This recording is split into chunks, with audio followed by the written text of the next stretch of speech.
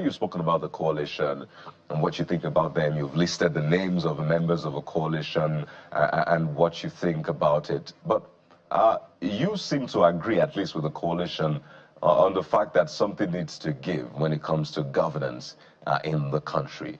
So if you are to give a condition, set of rules to the coalition or a group of politicians who may want to work with you, maybe they've seen your pedigree and the work you've done, they say, this is a great man to have on our team.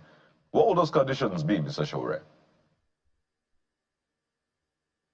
For me, the issue of a coalition is a personal issue, to some extent. Of course, there's also a general issue about governance and about politics. But there are just too many people in the coalition that you had mentioned that I can't even sit across the table from. I mean, personally, without being tempted to, act out of my own personal character. So that's the issue. I cannot ignore those things. I can't ignore so many of the people in the coalition who have done Nigerians dirty, who have done what is regarded as evil. People who we know have no conscience, they have no character, they have no pedigree. There's no amount of conditions you can give to them that will make them wash their ways, or change the way they have behaved or the way they used to behave. These are typically people whose way of life is doing evil, doing bad, being corrupt, shortchanging the public, being selfish. So there's no condition that is available for them. The only conditions I have are those ones that will help me help the Nigerian people, those of us who want the country to be saved, both from the people who are ruling the country and the ruling party, and those who are planning to come and pounce on the Nigerian people. These people have all sat at one time or the other. You know their story.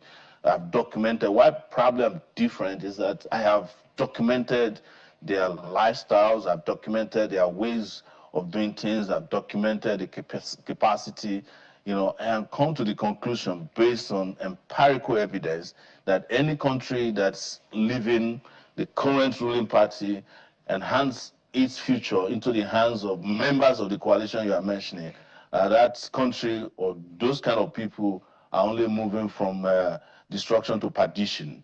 There's no other way to describe it. So, but like I've always stated, there are enough good people in Nigeria.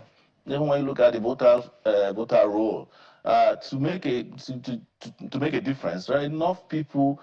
Over 60 million people have never voted before, or have voted, their votes not been counted.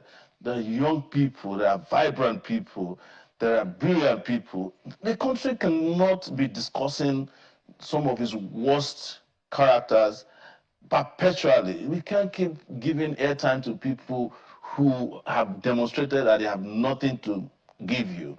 There's nothing to present. There's nothing to do. We can't keep giving them airtime. Right. And these are characters that have moved from political party to political party and coalitions. At the end of the day, you are going to end up with the same people who were governors for 8 years, stole, destroyed. You are going to end up with the same people who were murderers yesterday, who were corrupt people yesterday.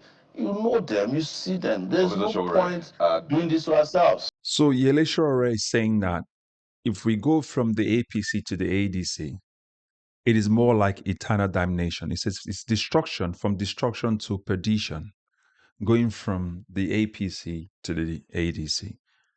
Remember, he's a strong critic of this coalition. He's talked about it as the same people who contributed to the ruin of Nigeria. He said that several times. He's criticized a lot of the other people who are in the coalition. He's talked about them. A lot of the names he's mentioned in previous times. And he's strongly warning Nigerians to say, don't go to the ADC. Look at alternative here. I am an alternative. Look at me. But do you consider Sowore to be an alternative that will be a better president that can steer Nigeria in the right direction? Does he have the numbers? Because this politics thing is about numbers. Democracy is about numbers. The one with the largest vote actually wins the election and steers in the country in the direction that it thinks the country needs, or however way it thinks it needs to steer the country into. So my point anyway is that he's made it now very clear that personally as a person, he cannot sit next to certain elements within the coalition. because it feels strongly that they contributed to where Nigeria is at the moment. And they used to be governors, senators, lawmakers, vice presidents who either were corrupt, they stole from the country, or they even caused mayhem in their states. So how could they possibly sit down with them and say they want to form a coalition to rescue Nigeria from the hands of Bola Tinubu and the APC? That's why he's strongly saying that these people, you can see them together. They're gathering, but they contributed to where we are today. And as a matter of fact, I have often said this. Bola Tinubu did not appear out of thin air. Bola Tinubu was a process, a corrupt process that has been long coming. The APC's birth is a process that was long coming because of the things that PDP did when they were in power. So, and if you see most of the people sitting right there, the PDP people, most of them, coming together to say they want to rescue Nigeria after they destroyed Nigeria. In the words of Professor Patutomi, perhaps this is their mea culpa moment where they can say, it was my fault. I want to do something better than what I did the first time. But you need numbers. You need numbers. So ideologically speaking, I think that in one go, we cannot get rid of all of us old politicians who contributed to the ruin of Nigeria. In one go, we can't do that. It's not possible because they're spread across different political parties, but we can take them out one after the other. Perhaps maybe that's what Peter Obi is thinking. It's hard for me to defeat this incumbent because they will rig the election, seeing what INEC is already doing. Why don't I join band with these guys and see what they want to offer first before I then make my mind up? If I'm the one they're telling to go because I have the biggest numbers, then I will go and I'll get their backing. It will now be difficult, much more difficult for INEC to now rig the election against all of us because we have people on ground, people who are loyal to us, as much as there are people that are loyal to the president. Please, Nigeria has gotten to the place where you have individuals who are loyal to the president, not to the country. So for the president's sake, they'll rather rig an election and destroy the nation just to say they're loyal to an individual. Every political office holder, their number one task is to be loyal to the nation.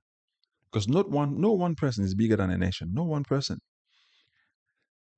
So however way you want to look at whatever Omoyele Sowore is saying, it is so hard because there are no empirical evidence to show that Omoyele Sowore works for Bola Tinubu. There's no evidence to show that. It's been speculated. It's been the biggest critic of Bola Tinubu. So there's nothing to evidentially show that he's a Bola Tinubu inside man. There's nothing like that. But when you look at what he says, it's often not far from the truth. I think most Nigerians see him as an antagonist that's always after Peter Obi and always criticizing Peter Obi. But I think this is politically driven because if you look at the political atmosphere in Nigeria today, the only two people who should be standing side by side in a normal political system will be Peter Obi and Yele Sowore. These are the only two people. You understand? And Peter Obi seems to be taking the limelight away from him. And so as such, it will push back, it will criticize him. And that's what opposition should do. So I don't want to be sentimental. I want people to be as sentimental in a sense, and look at it and ask the question, why is it always that Yele is always after Peter Obi? Why? I think it's because if you get Peter Obi out of the way, Nigerians will turn to Omoyele Sowore and say, you're the next person because you're young, you're vibrant. And we think maybe, apart from the fact that you've not held any political office, just maybe. I mean, these are postulations I'm making here right now, but I don't know what you think. So I want you to put in the comment section what you think about what Omoyele Sowore says. He looked at the coalition. Do you think the coalition can even defeat the APC?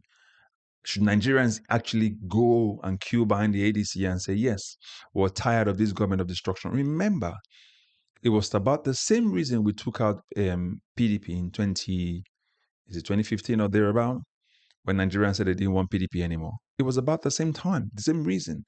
And Nigerians queued behind the back of Buhari, which obviously has now shown to be a disaster.